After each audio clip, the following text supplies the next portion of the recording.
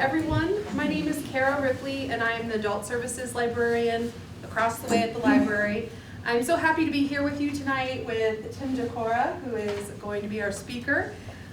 For folks in the room, if you could be sure to silence or turn off your cell phones just so we can get a clean recording and stuff. And for folks at home, if you have any questions, you can type them in the chat in YouTube or email me your questions. And we will have an opportunity for questions towards the end. So without any other announcements, I'll pass it over to Tim. Okay, thank you for everybody coming out tonight. I just have a couple of quick thank yous. First of all, to Kara Ripley. She is the Adult Services and Outreach Librarian, so hopefully I got that right. She gave me a call, a little history, after a talk I did January 18th in Waunakee, and reached out and said, I heard you did a pretty good job over in Waunakee and we'd love to have you come over. So she was my first person that called me after that little gig, so I was pleasantly happy. I was supposed to be here March 16th, I believe. March 9th, and there was a snowstorm that night, so we had to move it, and we moved it back to tonight. I also want to say a little shout out back there to the person on the camera tonight. That is Jordan. She is with OCA Media, which is the Oregon Community Access, so she'll be working behind the scenes. And I also do have some people in the crowd tonight. So my wife, Sarah, and as well as my son, Sam Decorah. Sarah is going to be my candy person today or tonight, so if you get an answer correct, she will be tossing you some candy. So either use the candy sandwich and catch it with two hands, or use the third hand and use the body and catch it with the body and wrap the hands around. I also have Pam and Trig Knutson. Pam is a former colleague of mine at Waunakee High School, and also Steve and Jody Ryan in the back. Both of them are colleagues. Steve was in the fire department with me, and Jody was my daughter's second grade teacher. So a few people in here tonight. So I'm Tim Decorah. I picked the topic or the title of my talk being Survive and Advance. For a long time I experienced anxiety, and I thought it was just a normal situation. And I spent probably, out of my 54 years on planet Earth, probably 51 of those years just trying to survive. And I thought it was normal to have a racing heart. I thought it was normal to just feel like I was always needing to go somewhere, do something. And after talking with some professionals, I found out that's not the case with everybody. So you'll hear along the way here why and how it occurred, which is I'll be telling my story. And now I continue to, down at the bottom, advance with trying to figure out more about anxiety, what caused it, how come it happened to me, and my life has become much more manageable. Not that it was out of control in any way, shape, or form, but again, I'll go over that a little bit as we go on. So I've got some slides, and at any time in the future, if you would like to get some more information, I will have my email address, phone number, social media, contact information, and you can get a hold of me, and I will be glad to share anything. I did not create any of this on my own, other than the story I will tell. But I just have borrowed. I was a coach, basketball coach for a lot of years, a football coach, and really everything that I have has just been stolen. I steal from people that are good in the profession, and I use it, and I make it fit for me. So some of it's original, and some of it's been, let's not say steal, borrowed. So this is my family, and I'll talk about them a little bit.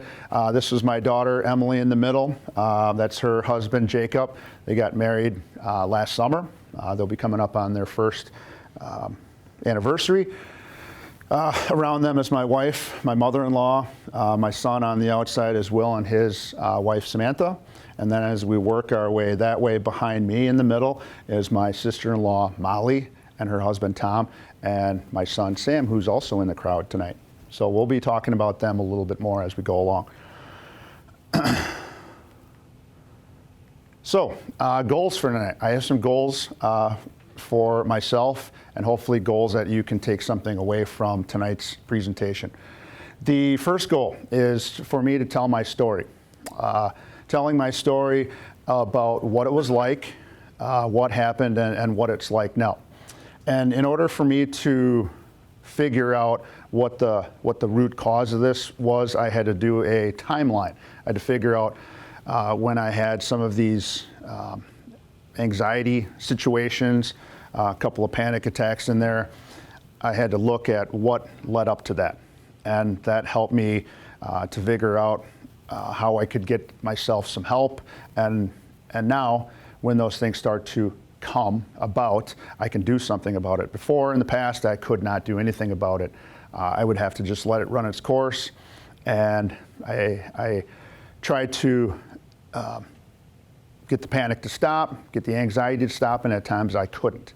I had no coping skills, which is what I also am going to share with you as we go along. So you'll hear a little bit about my story. Hopefully I make you glad that you attended tonight, that you walk out of here with something. Going to coaches clinics and coaches conferences and teacher conferences. It is a successful conference or tonight a presentation if you walk out of here with one thing. And hopefully you do walk out of here with something on how to deal or appreciation for this kind of stuff. I will tell you how my life has become manageable. I wouldn't say that it was unmanageable, but at times it was. And you might not have been able to see the unmanageability going on in me because after dealing with this for a long, long time, I got very crafty at hiding it. And what you couldn't see didn't hurt you. But it was really hurting me as time went on until I had to do something about it. So I will talk about some of the little unmanageability and then how my life has become manageable, in particular the last about year and 3 months. I hope to give you some coping skills that you either can use for yourself or you can use for somebody that you know. So I would love to say, and I guess I would love to venture to guess that all of you are here because of somebody else, or you're here because of a loved one that you would like for them to get some help, or you'd like to give them something that they can use for their own anxiety and mental illness. I would hope that there is no one here that has experienced some of the things that I had to go through to get to this point in my life. What has been given freely to me is what I am doing to you tonight. I'm giving this away for free because I don't want to have anybody suffer the way I did throughout the years. And it wasn't all bad, but at times it was. So again, I'll talk about that. I want to give you a face to mental illness. And I get one of these. I've got one of these every year for 31 years. It is the school picture. So that was my school picture from this year. I teach at Waunakee High School, which I'll go through. But I want to give a face to mental illness so that hopefully if you see me in the future, you can say, hey, I saw that guy 3 years ago, and now look where he's at. So hopefully I'll venture and climb up the ladder from library speaking to speaking in big arenas maybe someday. Who am I? So I am a teacher. I currently teach and also coach. I've done it for 31 years. I currently teach in Waunakee, 28 of those years. It's hard for me to believe that I've been doing this long. I always think of myself as a 25, 26-year-old energetic person. I just happen to have been doing it for a long, long time. I started teaching in a small town just south of La Crosse and west of Madison by about an hour, a place called Hillsboro. Love that community. Very small, 180 students in that community, and they took me in after I graduated from college and gave me my first job. 28 of those years, actually I should say 27 of the years, I have lived in Waunakee, and I just recently moved to to Madison, which I'll talk about a little bit. I'm a proud member of the Ho-Chunk Nation. A lot of people hear about Ho-Chunk with the casino and the bingo. They've done a magnificent job over the last probably 30, 35 or 40 years, taking some of that, the revenue from that and really helping their people. So I am a proud member. I'm a husband and father. My wife here is Sarah of 31 years. So how long have we been married? I just think about how long have I been teaching. I have Emily, my daughter Emily, and Jacob Peters, my son-in-law Jacob. Grandson, which I'll hope soon to be grandson. So hopefully we'll be seeing him at some point, and I got a little story to share on that. I also do have Will and Samantha Decorah. Will is my oldest son, and in attendance tonight is my other youngest son, Sam Decorah. So that is my family. Again, who am I? I will be a future Choka. Choka is pronounced C-H-O-K-A. It's spelled C-O-O-K. It means grandpa in the Ho-Chunk language. And again, I have a little more on that. Hopefully we'll be seeing a baby boy at some point soon. I hope I will not be going bald or have a pipe in my mouth. I may have a cane, but hopefully I won't. I am genuinely a lifelong learner. And I think the teachers in the crowd, my teacher friends, would say the same thing, that they're always trying to learn a little more so that they can make their students a little better. Okay, so that would be kind of me always questioning and wondering. I think that just comes with the territory of teaching. And then, Curious George. I am genuinely curious. I'm more curious about mental illness now than I have ever been, because I want to find out how come people get anxiety and what people do to get through that. So I read all kinds of books now. I'm probably on my 13th or 14th book dealing with people growing up and going through hard times and what did they do to get themselves better. So I'm genuinely curious. I'm a high school and college graduate, and March 16th, was it March 16th? Yes, okay. No, March 15th. I just finished my master's in educational administration. I started back in 2015, took all the classes, I think it was 88 Thursday nights over the course of about 2.5 years. And at the very end, I had to write a paper, a 40 to 60 page paper in third person. I abhor writing. I hate it, dislike it. And now they asked me to write it in third person. It was called a capstone. So I said to myself, I am not going to do this, so I'm just going to put it off. I'm not going to be a high school principal, not going to do it, and I put it off. Bad thing to do, especially if you suffer from anxiety. So that thing was on my chest, it was on my shoulders like a weight. And it was tough to deal with, because every time I would think about that, I would think about and feel like I was being bear hugged. How many of you have been bear hugged before and held just really tight? And maybe when you were a little kid, somebody came up behind you and held you really tight and you tried to breathe and you could only get so far. That's how I felt for the last 6 years when I would think about that master's project that I had to do. I also felt like somebody was pushing me down, and I just couldn't get up and I couldn't catch my breath. I also felt sick. I couldn't go through thinking about that without feeling sick and nauseous. I basically did everything other than throw up. And finally, last fall, I just said, I got to do this.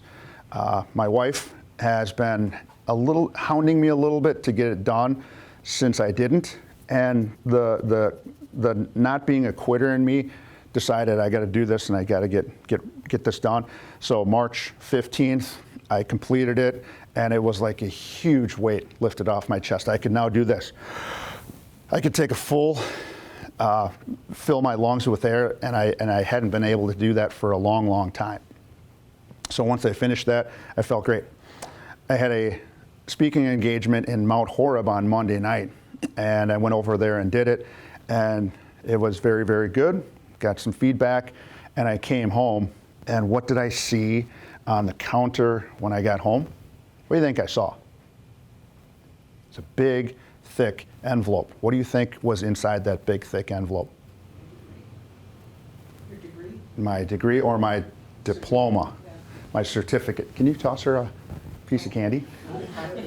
Yes, she got it correct. Get ready to catch it if she misses. Interception. Jolly Rancher. Either. Good. Your choice. Fire it over there. So I opened it up, tore it open, and there it was, my diploma from Concordia University out of Mequon. I finally completed it, and I felt great before. Now I just felt not only great, but I also felt some pride in it. I finally accomplished that, and it was awesome. I'm also a Hall of Fame, in addition to being a great academia person. I am also a part of a couple of athletic Hall of Fames. I'm part of my high school athletic Hall of Fame, which I'll go through. Also college Hall of Fame. And most recently, they did this in 2020, but that was during COVID. They have a huge tournament at the House of Wellness just outside of the casino, and Ho-Chunk Casino up in the Dells. And they have a Hall of Fame that they've started. So in 2020, I believe it was the second class, myself right here, and this is my cousin who is basically like my sister, April Thundercloud. We both were inducted into the Ho-Chunk Athletic Hall of Fame. This gentleman right here played a large role in my upbringing. He came to the Dells, our community, in 1986. And he jumped in and worked with our basketball program, and he had a lot to do with our community and our high school being pretty good back then. And I'll talk about that a little bit, but we were inducted a couple of weeks ago. I'm also a former, kind of gave it away a little bit, former high school athlete and a college athlete. I blanked it out, but I think I already gave it away, so that was me way back in the day. Also the first grandchild, okay? Which hopefully we'll be having, hopefully I'll be able to talk about that a little bit. There's me at about 6 or 7 months old. I'm not sure what I'm chewing on. Hopefully it's not a branch or a tree. I was a big chili guy back in the day. That's me about 4 or 5 years old. I don't know if you can see this, but I had a bandage on my knee. That was back when we would go out, and I don't know if any of you can remember this, but when I was younger, we would eat breakfast and we would go out and maybe come back in for a bite to eat, go back out, and the next time we'd come back in was when the sun was going down. So we were never in the house, we were always outside. Just a lot of great memories. And then this is my senior year. Pretty good looking kid, 17 years old. The hair is a little bit longer. Hair's a little bit longer. So first grandchild, I have a lot of pride in that. This is who I am now. Or this is really who I was. This still lingers, but I suffer from something called GAD. It is generalized anxiety disorder, and this is the Google definition. Really, the things that kind of pertain to me were excessive worry. I'd worry about everything. I'd worry about the past. I'd worry about the future. And occasionally I would be in the present, but most of the time I live my life a lot in the past and in the future. Okay, I oftentimes was restless. I would probably be tired at times, but I would get through it. I would have trouble concentrating. I'd be irritable. I don't know if I necessarily had any of the muscle tension, but I did have trouble sleeping. Insomnia was my friend and not my friend for a long, long time. So again, we've got the dominoes down there, and my life really was anytime something happened or I started thinking about things, I would start to stack dominoes up. And I always say my anxiety and having it become unmanageable was very much like dominoes. And those of you that have played with dominoes, the more you stack up, eventually what's going to happen? They're going to fall down. And basically my anxiety was very similar to this. This would be me worrying about the past, worrying about the future. Is my family going to be okay? I wish I would have did this back then. I can't wait to do this in the future. And then all of a sudden they'd all fall and I would be unmanageable. I'd be sweating. I'd be feeling nauseous and I couldn't do anything about it. And that's how life was like for me for a long, long time until, like I said, I've got some of these coping skills that I'm going to show you here shortly. So crowd participation. I'm going to be asking for some help and I'm going to ask you, and some of the slides and the things that we're going to do, we're going to actually practice without you maybe even knowing it. Some of the things that I use to get myself back to where I'm feeling a lot better.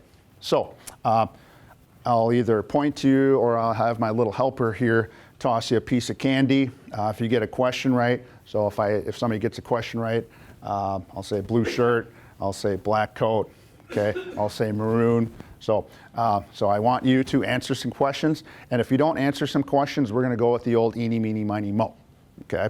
So little crowd participation. All right, answer me a question. Where are we? Oregon. Oregon. Oregon. Oregon. Oopsie. Okay, what else? Senior Center. Oregon Senior Center.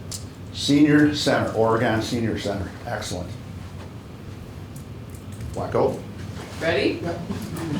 Okay. What county are we in? Dane. Dane, blue shirt. That was quick. Oh, State? sorry. State? Wisconsin. Green shirt back there. Okay, let's see if great minds think alike. So we are in Oregon.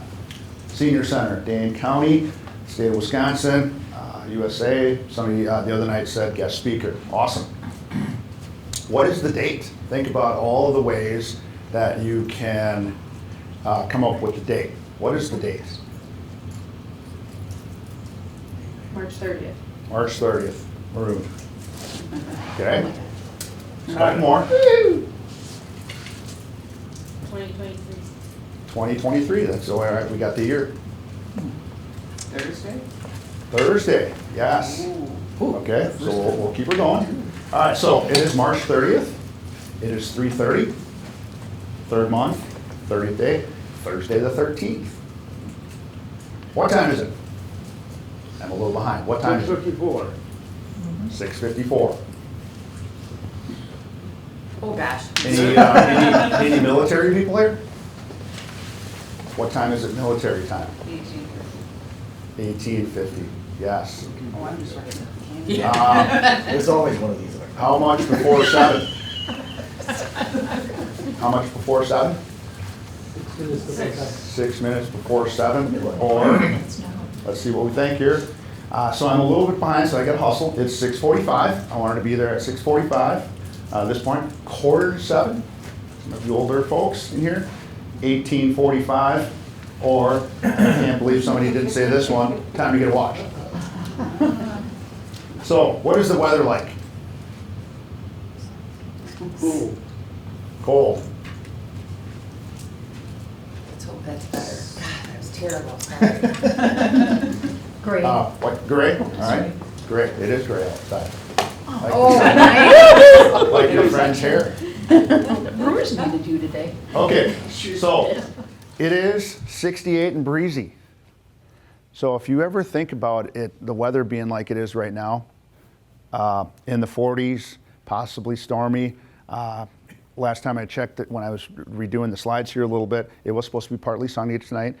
But I used to be a football coach, and I would tell the kids if they were complaining about it's too hot, it's too cold, it's raining, it's snowing, the weather's terrible, we shouldn't be playing outside.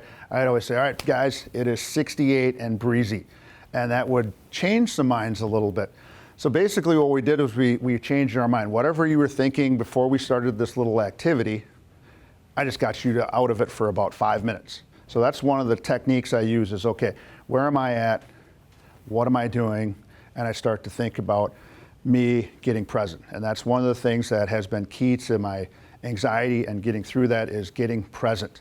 I was too often in the future and in the past, and I wasn't present. And I start to think about those things, and all of a sudden that anxiety goes away when I change my mind. So it's just a thought that comes in, and I always wonder, and I'm trying to see if I can figure this out, and if I can find out why we latch on to something negative or something that is going to make our heart race, something that's going to make our mouth get dry, something that's going to make us spin out of control. When there's 10,000 thoughts that we have throughout the day, why do we latch on to that? That's what I'm trying to figure out right now. Okay, symptoms of anxiety.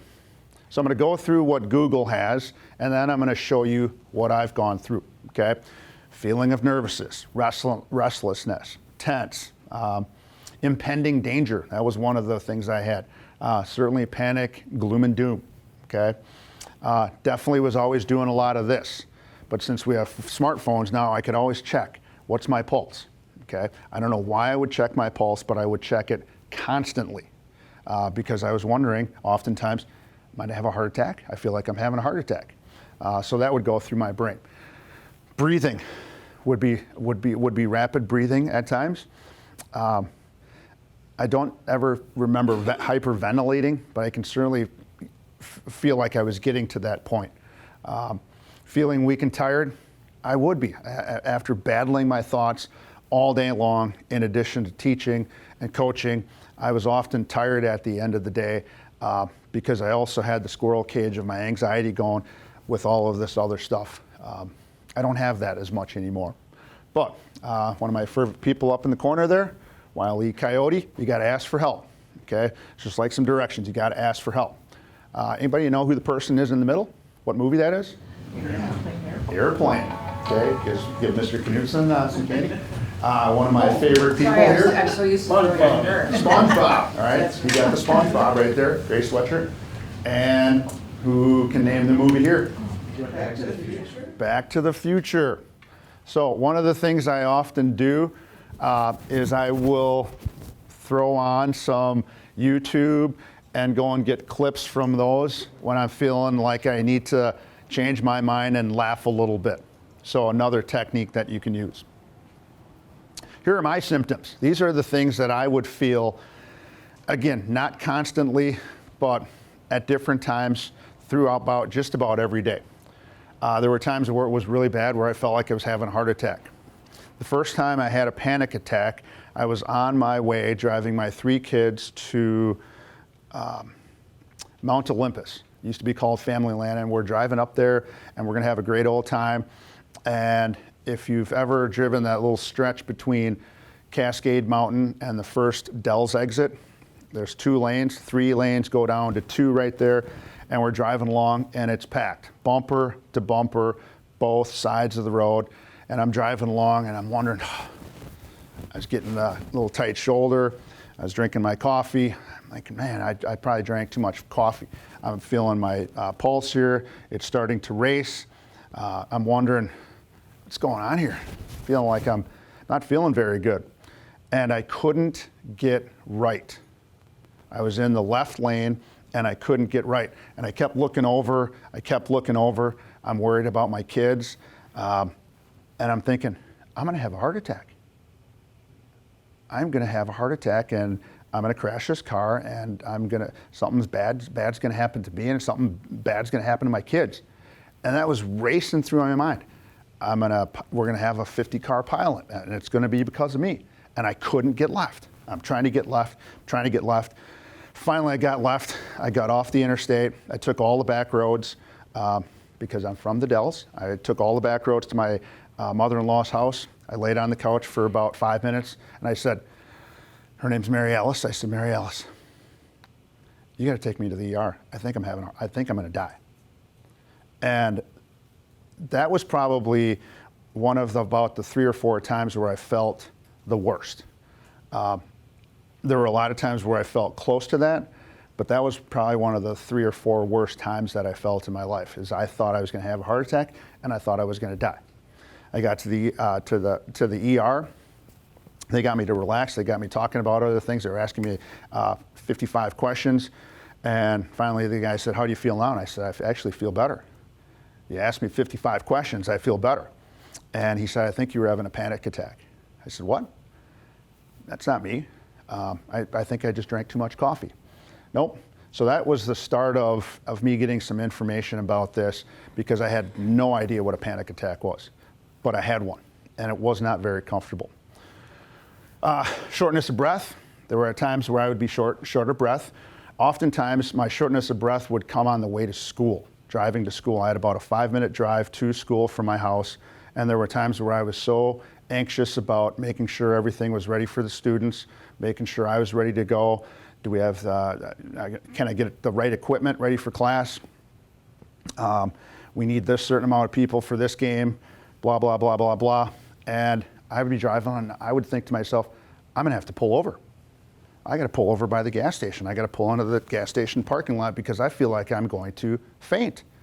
And I would get short of breath until I would just sit there, all right, you can just make it. And I would self-talk my way into getting back on the road, and I would go. And that happened quite a bit. Not a fun place to be. Nauseous, okay? I hope I didn't look like that guy, but there were often times where I felt sick. I did everything but throw up. I felt my stomach didn't feel good. I just sometimes would go in the bathroom and just want to feel, I just need to get sick. I know it's going to make me feel better, but I could never do it. So I would be every place but getting sick. Lightheaded, we talked about that on the drive, getting lightheaded, short of breath, twitching. I would do that all the time. I remember one of the times we went to spring break in 2013. We went to Mexico. We left the country and off we went to Mexico. And I was worried about making sure we got there, making sure the room was good, making sure the kids were happy, making sure everything was all in line. And I'm sitting down at the table waiting for dinner. And all of a sudden, my leg is just, I'm tapping the floor. And my wife said, "Tim, stop it." And I really didn't know I was doing it until she said, "Quit." And I had known I was doing it before, but never really thought about that until I started looking at myself. When I felt nervous, I was just doing this, tapping the floor. So I would get the twitches. I was twitching all the time. I take that back. I wasn't all the time, but when I got nervous. High blood pressure. Probably 2014, I was taking 3 different medications for high blood pressure. My mother had high blood pressure, and I thought, okay, this is genetic. She was taking meds, I'm taking meds. She had high blood pressure, and so do I. Those are the cards I've been dealt. It's amazing, however, when you start to take care of yourself and you stop doing some things. I used to drink alcohol quite a bit to help with my anxiety. And it does work until it stops working. But in 2014, I stopped, and it's amazing how this vanished, basically vanished. I went from taking 3 meds down to 2, down to 1, and I had to go down to 1 because 2 was taking my heart too low. And eventually I got off the high blood pressure medication. I was never a big med guy, and I finally got off of them. So it disappeared. I don't know any other way other than to tell you that when you get yourself and your body and your mind under control, things can reverse. Your health can reverse to the good. I had trouble focusing at times.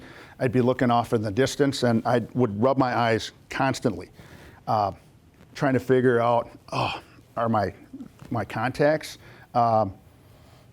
dirty? Do I need to clean them? I couldn't focus more than probably 25 or 30 feet past. It would look all fuzzy, kind of like this icon right here. So I had trouble focusing at times, and it really bugged me. I oftentimes had red eyes, and the story would be, oh yeah, it's just my It's just my allergies, just rubbing my eyes all the time. But I think it was because I really thought I was out of focus. And as it turns out, I don't have any focus issues anymore. The big one, insomnia. I could not sleep. I dreaded going to sleep. When it was time to go to bed, I dreaded going to sleep. I was taking meds to help with the sleeping, and those worked until they stopped working. And I would wake up probably 3 or 4 times at night, and I would be up for an hour to 2 hours every night. I'd eventually fall asleep and would wake up an hour or 2 later. So it was one of those things where the sleep I was getting was not good sleep at all. But I would constantly have things going on in my head, which I'm going to talk about here in a little bit. And really the last thing was, in a group of people, in a large group of people, sometimes I often thought I was alone. Like tonight, I'm in a room here with a bunch of fine people here, and I would feel alone. If I was sitting amongst a bunch of people, I often felt alone. And I would be saying to myself, am I the only one who is suffering from this? I got to be the only person in here who has a racing heart right now, who has a dry mouth, who can't focus, who's checking their pulse every 2 minutes. Am I the only one? And I found out recently in groups of people and talking about this, I'm not. I'm not the only one. There are other people that are suffering just like me, which is why I'm here tonight to talk about it. Okay, what was it like? So I grew up in a small town north of here. I'm guessing there might be a couple of you that may not have heard of it before. But I grew up in Wisconsin Dells. Anybody know what that is? Okay, does anybody know what that is? Tommy Bartlett. Oh, there we go. Tommy Bartlett Ski Show. Okay, I did work at the ski show. I did not ski. I was not at the top of the pyramid. I did not pull the boat. I sold the tickets so that you could come and watch the show. In addition to selling tickets for the ski show, I also sold them for the ducks. How many of you have ridden the ducks before? Yes. Okay. Splashdown, I'm sure you probably bought a packet of postcards from the fine gentleman who talked about, there was a chicken fence that they had here, and they said, well, we got chicken fence up, and we figure if it can hold a chicken, it can hold a duck. Okay, so that's why it was there, chicken fence and duck. We also sold the tickets for Noah's Ark. One of my neighbors growing up, 0 to 4 years old, I believe it was, 0 to 4 years old, was a gentleman by the name of Jack Waterman. Jack Waterman used to own Noah's Ark. Ironic, his last name literally is Waterman, so you might as well, if you're going to get into business, it might as well be water slides. I also grew up at the racetrack. I was going to actually put the racetrack here out in Rutland, between here and Stoughton. I was going to put that on there because I've been to that racetrack before, but I grew up at the Dells Motor Speedway. That's where I learned my numbers, 99, 88, 61, 81. So that's where I learned my numbers. All right, fan participation. What are some of your favorite memories of the Dells? Just raise your hand. Favorite memories of the Dells? Storybook Gardens. Somebody said that the other night too. Storybook Gardens. Okay. Fort Dells. We've got some old school people here. Not old people, old school people. Over here on this side? Memories of the Dells? They used to have those Indian dances in the Dells. Indian ceremonial. My mother danced there. Yes, which we'll see some pictures of my mother shortly. Yep. Oh yeah, there is. So one of the things I just got to think about, hopefully, and even if you didn't answer a question, you started thinking about, what were some memorable things that you did in the Dells or when you went on vacation? So another technique I use, and the nice thing about having phones is you can usually bring up pictures of your favorite vacations. And I, once in a while, will scroll through those, especially if I'm not feeling the greatest. It's amazing. It changes your mind. It changes your feeling. It changes your thoughts, your emotions, and get myself out of it. Sometimes temporarily, but now the temporarily actually lasts a little bit longer when I get some pleasant thoughts. So the onset of my anxiety. So I talked about a timeline. And this timeline, I've had a couple of friends in recovery and a counselor that talked me through it that said, okay, when you had that panic attack or when you felt anxiety, we need to find out what led up to that. Okay, what were you doing? What happened? So what I did was I started building this timeline of those things, and I started to go back further and further and further and further until I kind of pinpointed it. And it took some help. It took some professional help for me to do that. So that's me at, I believe, about 3 or 4 years old. Nice sweater vest guy back there. Again, I love chili, so there I am again. But in the beginning, I was cared for by my great grandmother, Ellen. When I was born, she was 76 years old. She suffered from Parkinson's in the, I guess it'd be the end of her life, beginning of my life.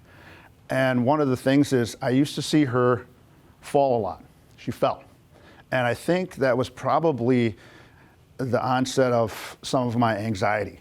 Here you got this woman, she gives you, she feeds you, she takes you outside, she plays with you. She talked to me in the Ho-Chunk language when I was before 3 or 4 years old. She cared for me. She was probably as nice, maybe even better, because great grandmas are, than my mom. But I would see her fall a lot. I don't remember this, but I have aunts and uncles that would tell me these stories about her falling, and I would be beside myself. And oftentimes it was just her and I. And I would try to console her. I would try to help her up. And like I said, I don't remember, but the seeds were planted in my head. One of the things that happened when I was about 2 years old is we both got food poisoning. And back then, we didn't have microwaves, so you heated your food up just as best as you could. And I got food poisoning, both her and I. As an adult, she could handle a little bit better than I could.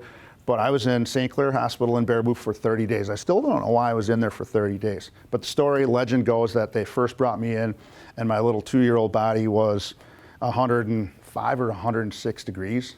I think I shattered some records when they brought me in, and they had to pack my little body in some ice. And I was in there, they said, for an hour, trying to get my body temperature down. And I was in there for 30 days. So I think that's where I learned to be, talked about survive and advance. That's where I also learned how to survive. Again, this is all going on even before I can remember, but for some reason, I think that had a lot to do with why I'm here still today. There's my mom. Okay, this was her at about, I want to say 3 or 4 years old. Renee Thundercloud Decorah. I had a lot of resentments towards her when I was growing up. And it was probably a love-dislike relationship with her. Not because of anything she really did to me. Oftentimes there was a lot of things that she did to herself. She lived, when I was growing up, she lived the life of an 18 to 23-year-old. Now, I don't know what you were like when I was 18 or 23. I was not taking care of a 1 or 2 or 3-year-old toddler. I was out, working, having fun, and living the life of an 18 or 23-year-old. She continued to do that, hence my grandma Ellen used to take care of me. And I think some of the resentment and then some of the anxiety started to occur when there were nights where she wouldn't come home. And my great-grandmother would go to sleep, and she would tuck me in. And that's also where my insomnia started. I couldn't sleep. One of the things I remember to this day is she would tell me, I'll be home when the little hand gets on the 10 and when the big hand gets on the 12. That's when I'll be home. So I would sit there I couldn't tell the time, but I could see when it would get up there. I would sit and wait and look out the window and wait and wait and wait. And finally, that got to there. And I was always usually okay because I was optimistic. She's going to be coming home. And then it got past here, and that's where I started to worry. And my anxiety would skyrocket. She would always say, if I'm not back by then, go put yourself to sleep, brush your teeth. And I would go do all of that stuff, lay in my own bed. And I would worry about where she was. What's happened to her? Unfortunately, as a 2 or 3-year-old, you just don't have much experience that's going to hurt you. Until one night, she didn't come home. She'd often say she was at a friend's house, but one night she got in a fight. And to this day, I do kind of know what happened, but I got myself up the next morning. My mom wasn't home.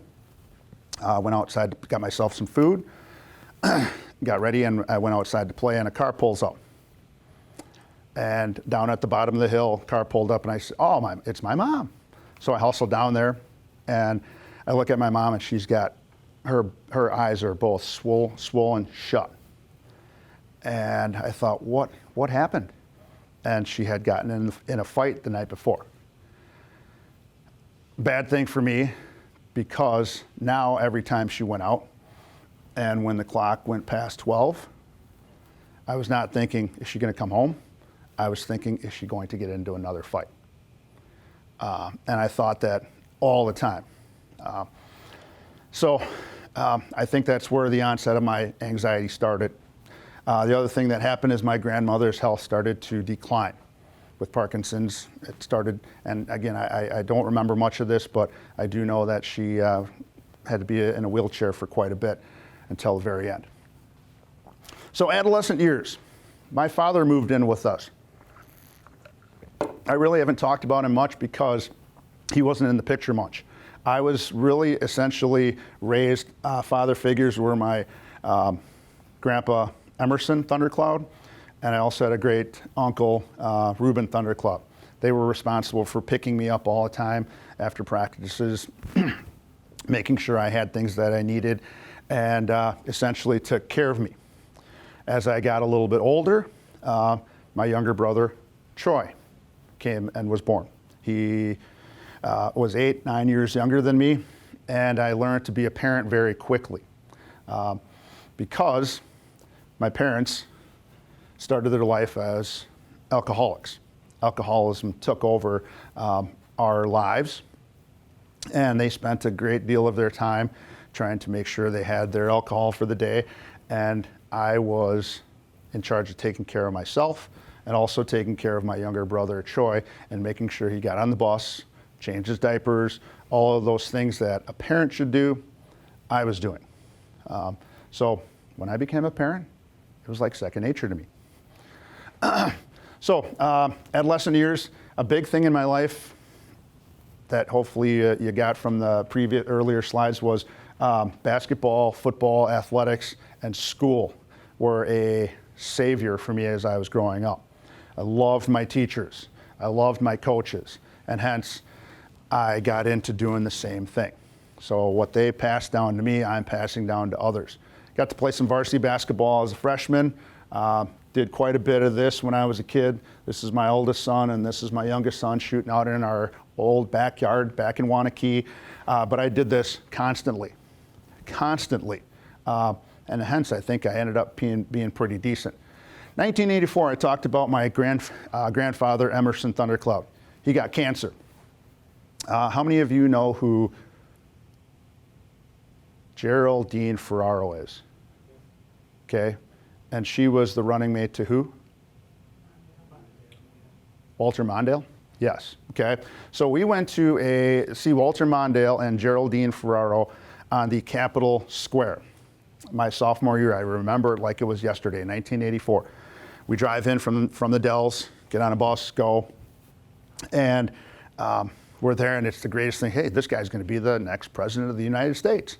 We get home, and I'm at the school waiting for my grandpa Emerson to pick me up, because that's what he did. Pick me up, take me home, pick me up, make sure I had my stuff, and he wasn't there. So my uncle and an Uncle Gary that lived about two blocks from the high school, and I walked over there, and my Aunt Patty was there. And I said, hey, do you know where Grandpa Emerson is? Yeah, he had to go to the hospital. And they're not sure what's wrong, but they think it's cancer. Of all the people that should tell me that, I don't think it should have been an aunt. It should have been a parent. My mom, maybe my dad, but it wasn't. And shortly after that, October 84, he made it until December of 84, and he passed away from prostate cancer. At about that time then, we lived in the country. So I left home. We lived about 7 miles outside of the Dells. And that time I moved into the Dells, and I left my home. And I moved in with my uncle Sam and his family. And that's what Native Americans do. If somebody can't take care of their own, somebody else is going to take care of them. And in this case, my uncle Sam took me in, and it was great. Because I didn't have to be exposed to some of the things I was exposed to, alcoholism, and I could walk to school, which then I could continue to play sports and go to school. So it was great. I cruised through college, married life until the early 2000s when some of this anxiety started to kick in. So we were going to do this. How many of you know where this is? This is the barn. This is the University of Wisconsin field house. Okay, my senior year, because of all of that, I'd rather be outside than inside with my parents. I was outside all the time shooting, and we made it to the state championship game. There's me down here, and the three-point arc didn't exist my senior year. Didn't exist for me. The next year it came in, and I missed the three-pointer by 1 year. This is our state championship trophy that we won that year. We beat the Clintonville Truckers. I remember the score, I think it was 62-50. So we had an awesome year. And that guy that you saw in the blue sweatshirt earlier that got inducted, he's over here on the bench somewhere. He was a part of that whole situation, which was kind of cool to share that with him. So there were some questions that I'm going to ask, but I'm going to fly through them. The one thing that, another coping skill that I use is, what are 5 things you can see? You know, for me, I look around, I can see a camera person, I can see some weights. So when I start to get that squirrel cage of anxiety going, I start to look around. What are 5 things I can see? What are 5 things I can feel? I got the clicker in my hand. I can feel the carpet a little bit. I can feel the cold water going down. This is the 5, 4, 3, 2, 1 technique of coping with some anxiety. What are some things you can hear? What are some things you can hear right now? Fan, okay. Me. Yeah, so you can start to focus on things you can hear, feel, see. Anybody smell anything?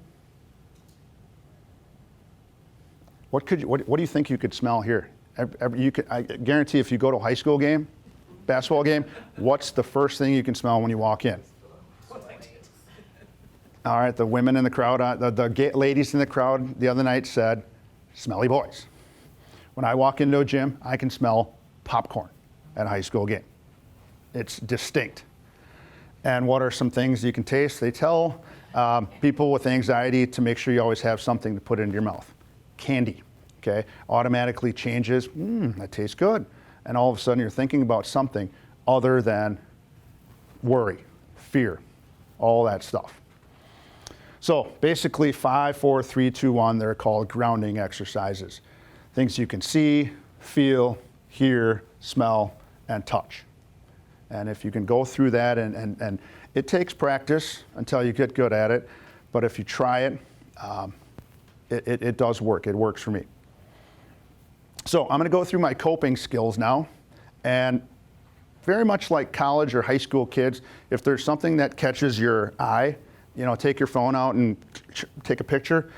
Again, any of these things I will share with you anytime. So if you want, I'm going to have my email address up there. I'll have my phone number up there. If you want any of these slides, I will share them with you. So, medicated. I was not a big medication person. I don't know what it's going to do to me long term. I just wanted to get off of them, and hence I got off the high blood pressure medicine. 3 of them, got off them. I was glad that happened. But I'm also glad that I got medicated.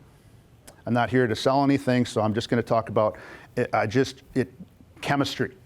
When you add cream to coffee, it changes the color.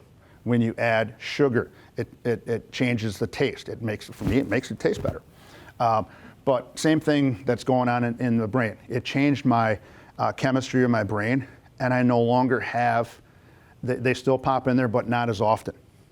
So about January 1 or 2 of last year, I got on a medication that has essentially kind of saved my life.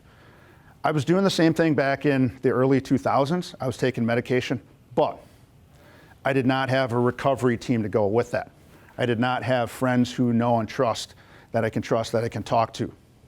I have a counselor that I see about 2 times a month. I have people in recovery that I can call on my phone. Hey, I'm having a rough day today. And they can talk me through things. Primary care person. My doctor knows everything about me. I used to hide things from him. Now I don't. What I hide from him, he doesn't know, and he can't help me. If I'm truthful about things and I trust my doctor, and you can trust your doctor.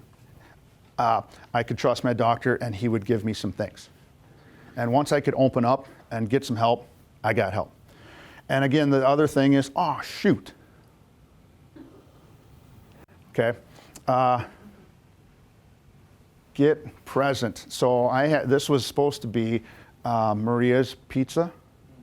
Yep, this is supposed to be Maria's Pizza, and this was supposed to be the library. I think I got the other sides, but that's okay. So, get present. Where am I? What am I doing? I'm here. That helps a ton. Really, those are the 2 major things.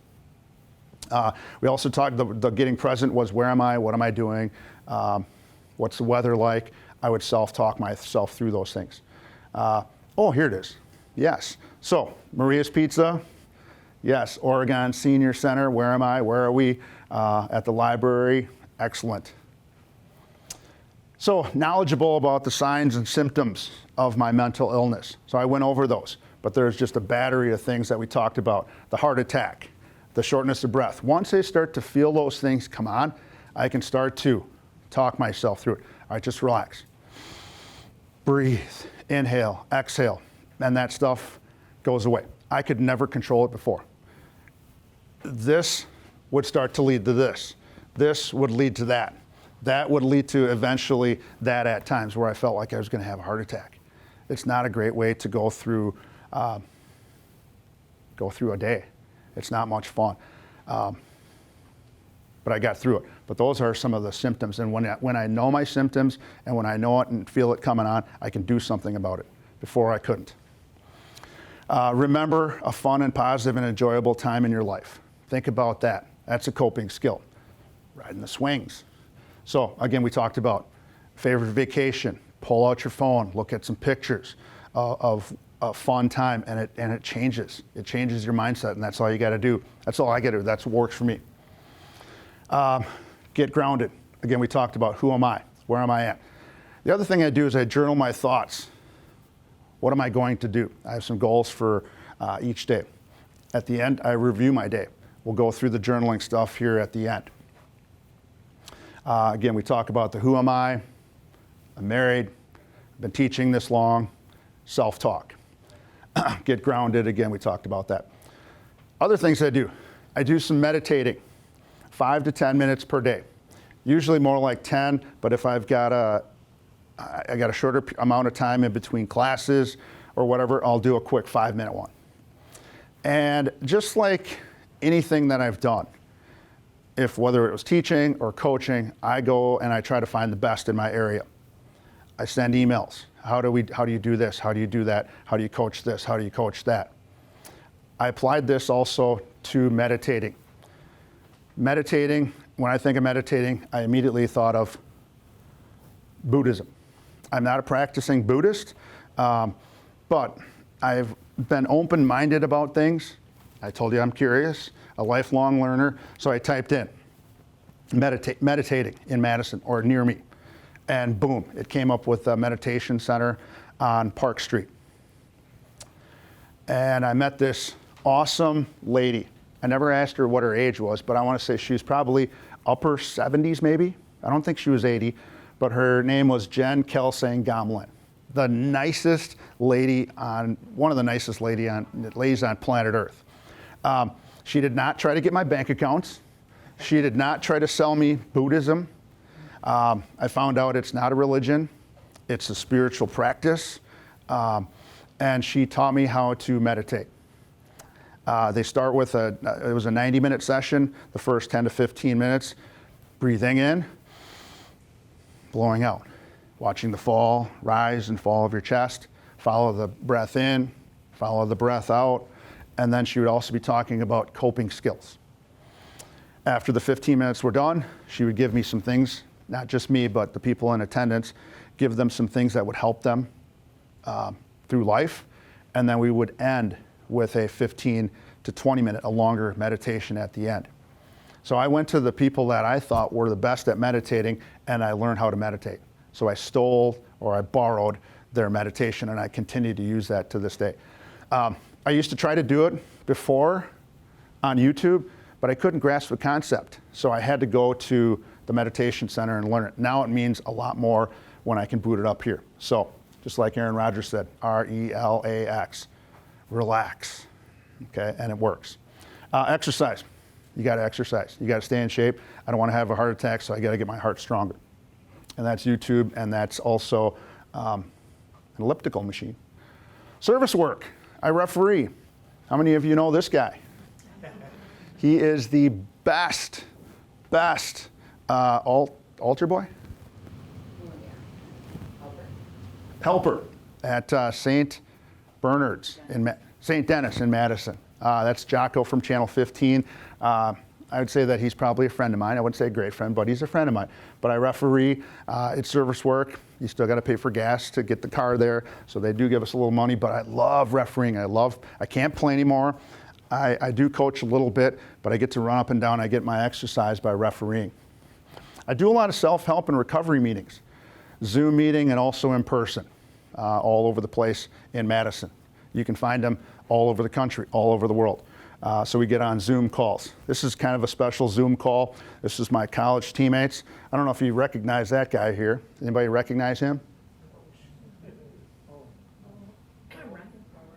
Bo Ryan, yes. Okay, Bo Ryan was my college coach, and we did a little Zoom call with us. There I am in the middle there. Okay, so did a Zoom meeting, do Zoom meetings, do in-person meetings, self-help. NAMI is a great source for getting information dealing with mental health.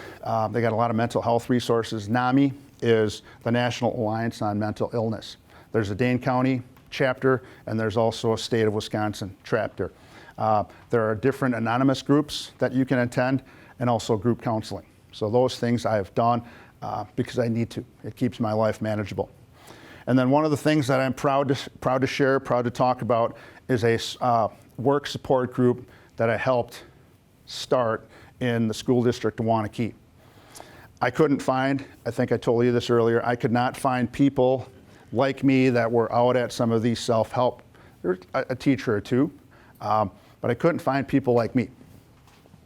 Teachers, coaches, people that work with kids, people that have their own kids, same kind of schedule I do. So sometimes you have to create your own stuff. So I helped create this Waunakee staff support group, and we held our last mock meeting last night before we start real meetings in a couple of weeks, and there's a definite need for it. COVID really affected a lot of teachers in our profession, and it was because of maybe a lack of support, or it was also probably, which coincided with it, a lack of asking for help. What do I do? We all had to go through the same stuff during COVID, which was online teaching, Zoom meeting teaching, learning how to teach online, something none of us had to ever learn, but we had to learn it, and we had to learn it quick, and we had to deliver it. And then the other big thing is we couldn't see our kids. So that isolation ramped up a lot more because I couldn't see the kids that I was teaching, that I was used to seeing. They, oftentimes when I was in my anxiety and anxiousness, the kids helped me more than I actually helped the kids. They really kept me going and kept me out of my head. And I worked with them, but the minute I'd walk out of class, I was back in, thinking about the future, thinking about the past, the present. But they would help get me present. And freshmen for me do that. Find a hobby. Cook, clean, garden, okay? Travel. But you recognize that place? Big hole in the ground. That's what I thought until you see it. It's amazing, the Grand Canyon. There's my son-in-law, Jacob. There's my son, Sam. We were at a grill your own place in between Poinette and Portage. You can grill your own. There's our supporting our favorite team, the Packers. So family time is important to me more than ever. And I think I'm starting to be accepted a little more than that irritable Tim and that tired Tim and that tired dad and angry dad and he's out to lunch dad. Now I think I'm a little more present, at least I hope. I always look at two sides of the coin. There's a head, there's a tail. Great president, who is that? JFK, okay? So what I do with the coins, and this really helps me a lot, it helps me to pause. Okay, this is negative. What's the other side? Quick story. I'm honoring my Uncle Sam, who I moved in with, who took me in. I put him up for the Badger Honor Flight. My Uncle Sam, unfortunately, had a stroke during COVID. So he doesn't move and talk real well on his right side. He doesn't walk real well. He's probably going to need a wheelchair, and he's not going to want a wheelchair because he's proud. So all of that was racing in my head, a lot of negatives. And I actually thought, I don't think we're going to be able to do this. There's no way.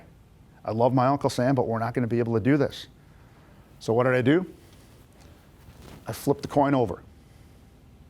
All right, what are the positives? There's going to be a doctor there. There's going to be nurses there. There's going to be wheelchairs, and I can push, and there's going to be other helpers. So immediately I reversed. I said, no, we can do this. This will be perfect. Had I not had that strategy or used that strategy, I would have went immediately downhill and I said, hey, we're going to cancel this. We just can't do it. And it wouldn't have been because of him. It would have been because of me. So again, I don't have to live life like that. It still creeps in there. I just told you. And as I was telling you all of those negative stuff, I could feel the hair on my neck stand up because it still comes back to me. But I reversed it and I got those good feelings. We're going to be in the sun. I'm going to see the Lincoln Memorial. We're going to see the Vietnam Memorial. We're going to go to the Pentagon. They told me I can't take pictures of the Pentagon or they're going to arrest us. So I don't want to get arrested. But anyway, so two sides of the coin. This is one of my big ones. Pause. Positives, negatives. For me, the positives always outweigh the negatives. Self-talk. Now, this is that insomnia I talked about. I put a question mark here. Bills, shopping. I'm not going to ask you to raise your hand, but how many of you sit, lay in bed, thinking about bills, shopping, stuff you got to do tomorrow? I wish I would have been better at this back then. All of those things that keep you awake and your mind racing. I don't do that anymore. This person right here, I was always thinking about tomorrow. Or I was always thinking about yesterday. And I wish I would have put something in there. I'm now thinking about the present. And when I get like this at night, here's what I do. And this happened last night because I was thinking about something with my daughter. Tim, just go to sleep because you can't do anything about it right now. You're not going to get on your computer. You can't talk to anybody on your phone. Nobody's awake. Go to sleep, dude. Roll over, out. And I was never like that. I was always flip-flopping around. I could never sleep. Insomnia. And if I slept, I'd wake up half an hour later and be up for another 2 hours. You don't have to live life like that if you get some of these coping skills and you use them. The big one, resentments. I told you earlier that I had a resentment, a love-dislike relationship with my mom. I want to say I'm coming up on the 1-year anniversary and I have to look in my journal because it's written in there. But my mom passed away. She was born on August 16th. Anybody know who was born on August 16th? His last name's Aaron. Elvis? Oh, Elvis. Oh, okay. Yes. I thought somebody said Elvis. Elvis was born on August 16th, wasn't he? Okay? She died on June 21st, the first day of summer, 1997. I remember the day I got the call. Bad day. But I never had a chance to make some amends with her. I needed to tell her, and I wanted to tell her for so long that I wanted to apologize for the way I acted. And it wasn't because the things she did to me, it was because of the things she did to herself.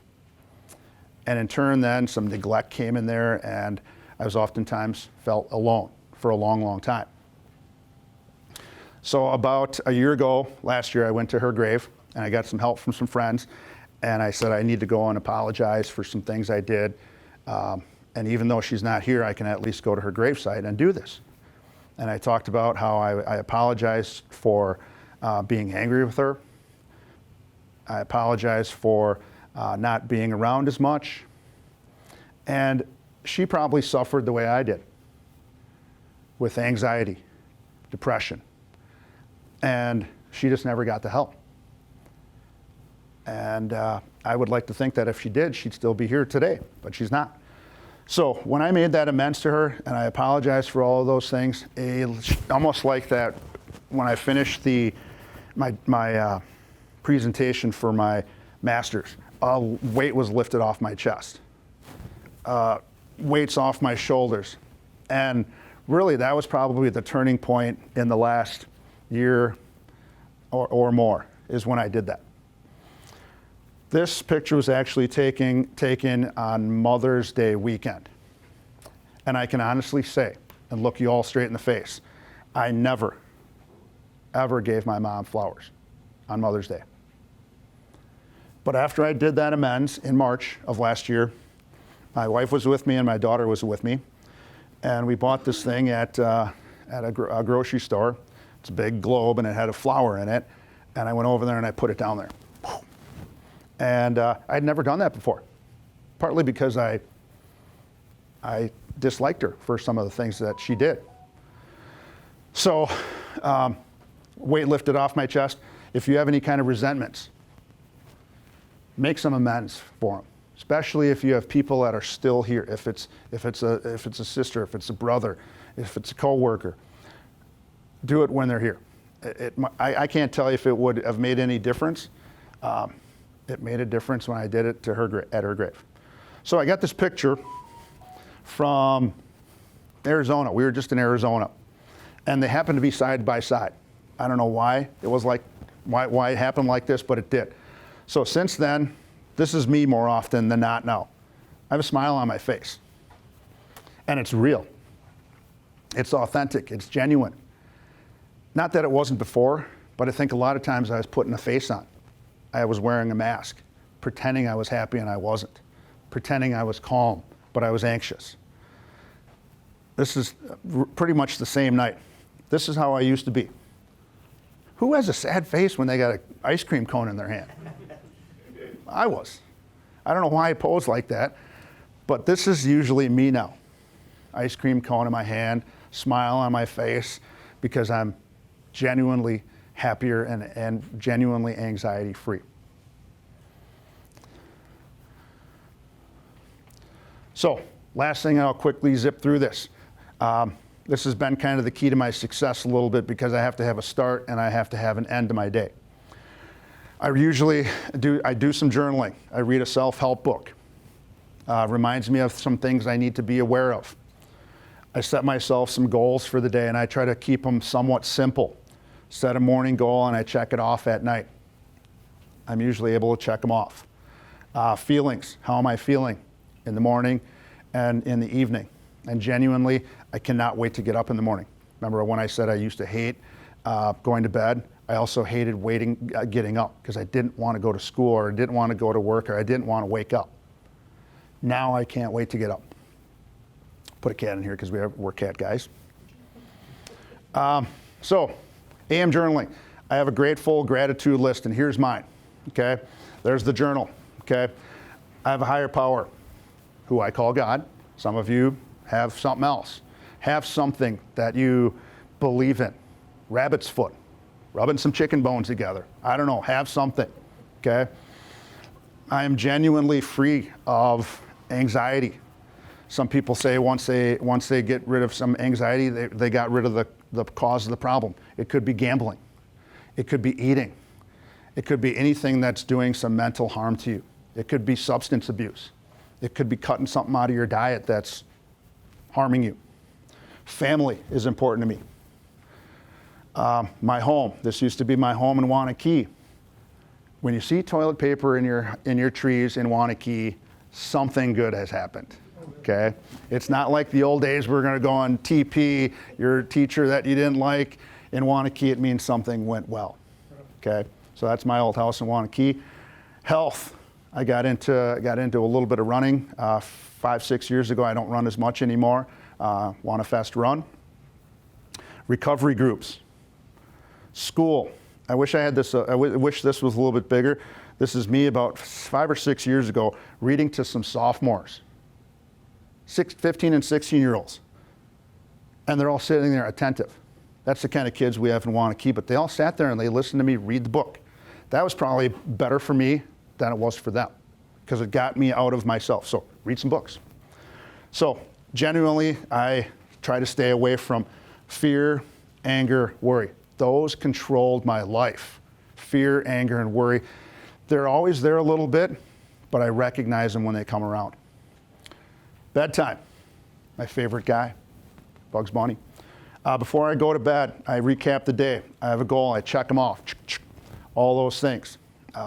Feelings. How do I feel? Genuinely, I feel very good when I go to sleep. I can't wait to go to sleep. And remember, I did not want to go to sleep. I have a grateful list, and you already saw that. Pretty much as the same as in the morning.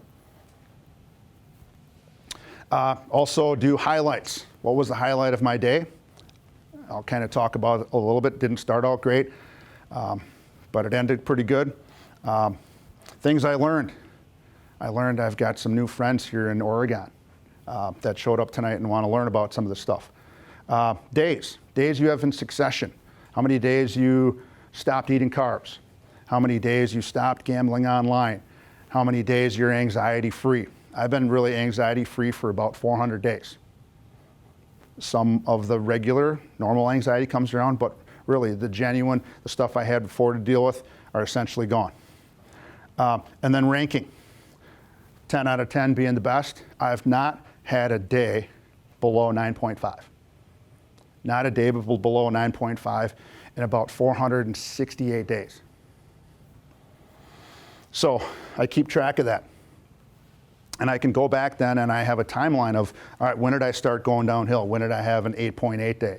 And I can figure out, and I can do some hunting, what caused that. So here's my nightly reading because it reinforces what I need to be aware of. So I'll quickly, you can probably read along, but when I retire at night, I constructively review my day. Were we resentful? I got to stay away from resentments. Was I selfish? Was I looking out for myself? I need to stay away from that. Was I dishonest or afraid? Used to be dishonest when people would ask me, how are you feeling today, Tim? I feel great. I put on a great face because I was trying to cover up how horrible I felt. I was oftentimes afraid of the future, afraid of the past. Do we owe an apology? I oftentimes probably should apologize for my behavior or things I did, things I said, or things I didn't do, or things I didn't say. Have we kept something to ourselves which should be discussed with another person at once? I have people that I can discuss on the phone. If something happens or if I need some help, I can call somebody immediately. Were we kind and loving? I try to be kind and loving all the time now. Toward all. What could we have done better? Were we thinking of ourselves most of the time? I was thinking about other people. I should have been really thinking of myself because I needed to make myself better so I could help other people. But oftentimes I wasn't, so I couldn't help other people. I wasn't of service to anybody. Or are we thinking of what we could do for others or what we could pack into the stream of life? I've got somebody here who would verify. We try to pack as much in a day in a vacation as we can because I don't want to miss out on anything because I missed out on a lot being anxious and nervous. But we must be careful not to drift into when I start to worry, coping skills. Remorse, go to a coping skill.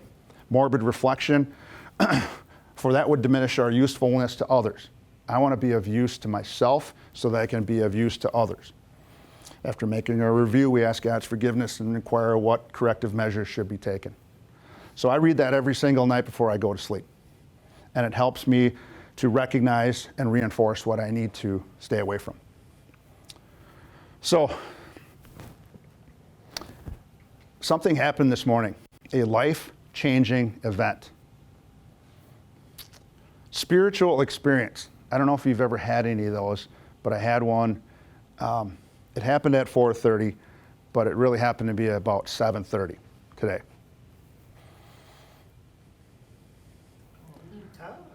This little boy came into the world today. Rory Robert Peters entered our world. And we got a phone call yesterday, or a text message, that our daughter went into labor, all that good stuff that goes along with it. And we were clueless for kind of the rest of the day. We wondered, we worried. Because I have these coping skills, and I looked at things and I said, okay, what could happen? A ton of things could happen. And I would spin out of control. Something bad's going to happen. Flip the coin over. I can't wait to see this guy. And so I went from dread and morbid reflection to optimism, energetic. And I want to go to sleep because I can't wait to get up and find out if he's here yet. And he showed up this morning at 4:30 a.m. So I am now a choka, a grandpa, officially. So here's my contact information. Please feel free to reach out. I've got my Facebook, Instagram, Twitter. I got my email address. If you could kindly, if you have some time, find some time to email me some thoughts, some feedback, good, bad, constructive criticism. I will take it all because I want to try to continue this path I'm on, which is to help people who suffer or have suffered or know somebody who suffers. So, email me. Again, I want to say thank you to Kara, to Jordan working the camera back there, and to all of you friends and family that showed up and people that are here, hopefully because you're here to help somebody else. Thank you for coming. We do have one question from online. One question, okay? And it was, when did you feel safe as a child? And when in your life have you felt safe? So you saw my journey. I probably started to feel safe when I moved in with my Uncle Sam. I moved in from out of town. One thing we didn't have growing up for probably a majority of my, all the way up through adolescence, 15 or 16, we usually didn't have a car. And if I wanted to go into town, it was about a 7-mile bike ride. Not the best, but it physically was great for me.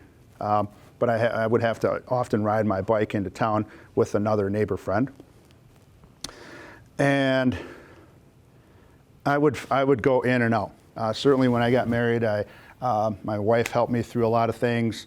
And then certainly when I started to have kids, I felt great because you had that love that you can't get anywhere else from your kids. It's just genuine, and then you're doing and reciprocating back. But there would always be things that would come into my life that would be triggers that would trigger my anxiety, and I didn't know they were coming, and I couldn't anticipate them, and I would be checked out. And mentally, I'd be there physically, but I would struggle at times. Struggle so much in the end that I was missing a tremendous amount of school, and I just wanted to be in my bedroom by myself and just leave me alone. And then finally, I said, I need some help. Help me. And my school district did a wonderful job of being able to do that, and I'm forever grateful because I think they saved my life. But that's about when. Yes. I think you mentioned you did, or you You see a counselor 2 times a month? I see a counselor 2 times a month. Okay. Yep. Yeah. I also do recovery meetings, both online and in person, every day, and sometimes twice a day. The Zoom meetings, you can get on them and turn them on in your car and listen to them, and then when it's your turn to talk or speak or share on a subject, they call on you and they can unmute you, and you can talk and share and ask questions about things you need. I don't go to them anymore because I need help now. I go to them because there's going to be some time in the future where I will need those skills. So I want to keep them sharp so that when those times come of anxiety, depression, fear, grief, that I'm going to be able to handle those because I'm working on those skills right now. It's much like playing basketball or throwing a football. If you don't practice, they're going to get rusty and you might even lose some of that. I don't want to lose it because I know I'm going to need it at some point in my future. Yes. Who's the counselor in the area? It is Connections Counseling in Verona is where I go. Is there a particular person there? They got a bunch of guys, yeah. Other questions? Jim, how long is a counseling session? Mine lasts an hour. And they definitely help because they listen. And it's not that nobody listened. They just didn't know what they were listening for, nor did I say, here's how I'm feeling. Somebody, please listen to me. I just never did that. I held it all in. But it's amazing when you get it out there and you tell people what you have going on and you say that you need some help. Me being in the school district I am and the friendships I've built, people came not necessarily out of the woodwork, they were always there, but they came in droves to help me out. And I'm grateful for that. Yes? You mentioned you had been on like 3 blood pressure medicines. Was that all at once? Or Yes. At various times that you It started out with 1, and I was glad to take it because my mom had it. I got it. And then 2, and then 3, and that was coinciding and working probably with anxiety and, who knows what else, the stress of life. Everybody's got the stress of life. They don't have to take 3 blood pressure medications to survive. I had to because I also had this thing, it's like a computer running in the background constantly. I didn't know how to shut it off and it was always running, and it would get stronger and stronger and stronger until it would result in a panic attack. And I only had 3 of those. And I don't wish those on my worst enemy because they are not much fun. And I told you one, I wanted to have a heart attack. Or I thought I was having a heart attack. All right. Well, thank you so much for sharing your story. Thank you.